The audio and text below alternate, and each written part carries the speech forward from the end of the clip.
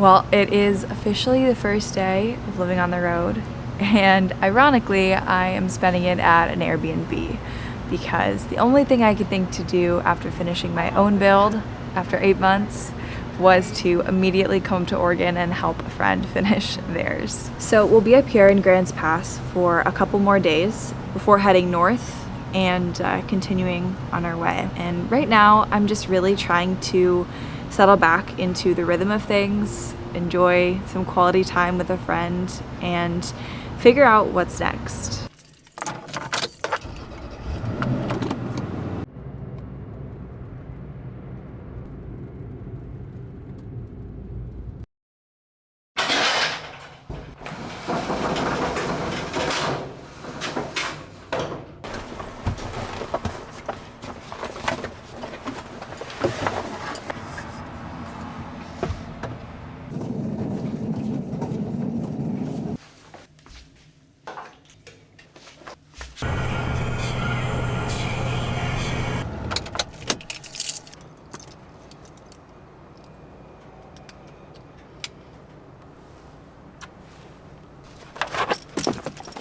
Having a clean dog is always so nice while it lasts out here, which is not long.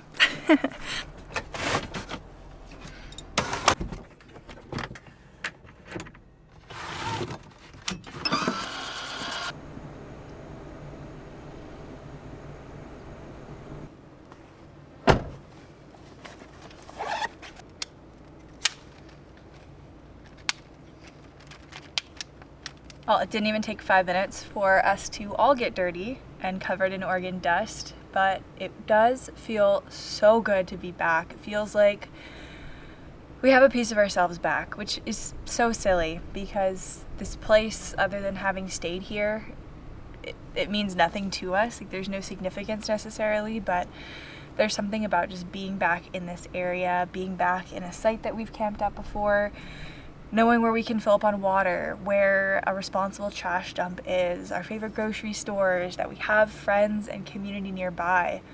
There's something that's just so comforting about that when you're on the road and really don't have any other ties.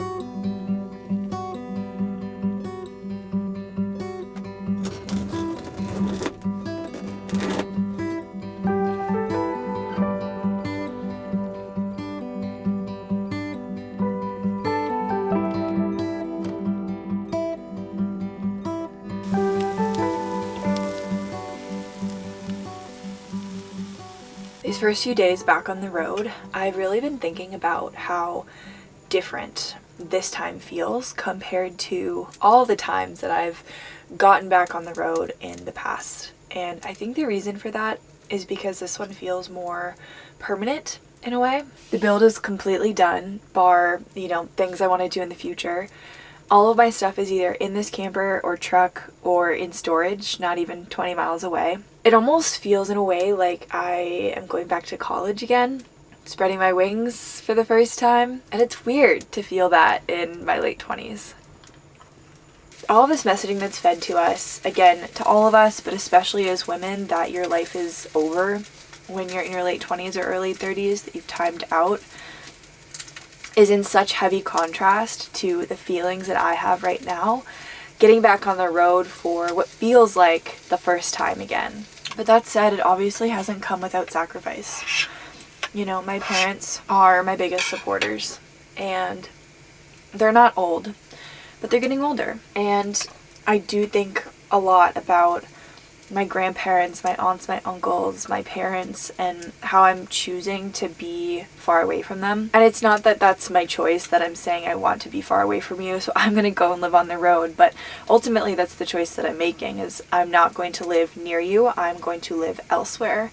And in a way it really feels like, I don't know, like I've left everything and everyone behind. It's also probably a good way to wrap up what I'm saying, so I don't ramble too long about this, but I feel like in a part I have left everything behind, everyone behind, the people in my life, my family that's now kind of scattered across the country.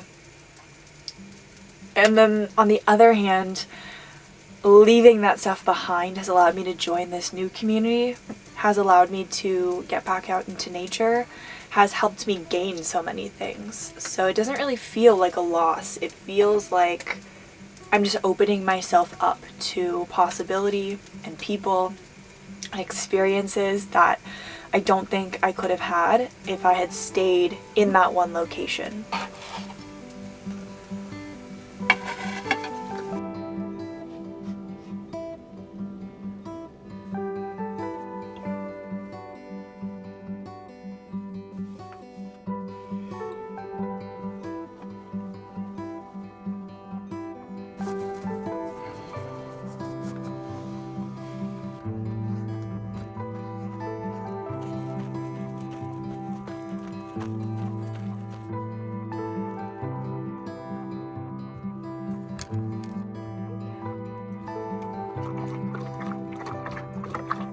Alright, first half is for us both. Second half is just for me.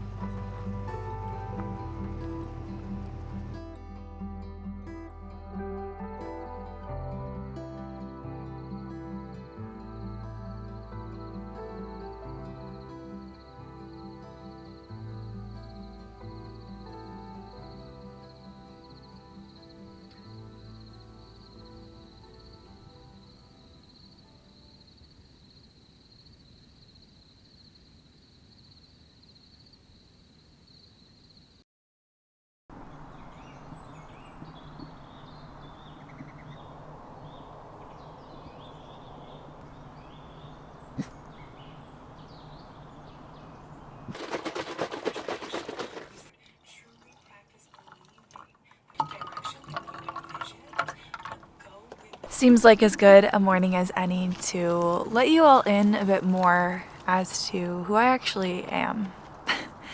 Which feels kind of silly since I've been in front of the camera with this community for well over a year now, almost 2.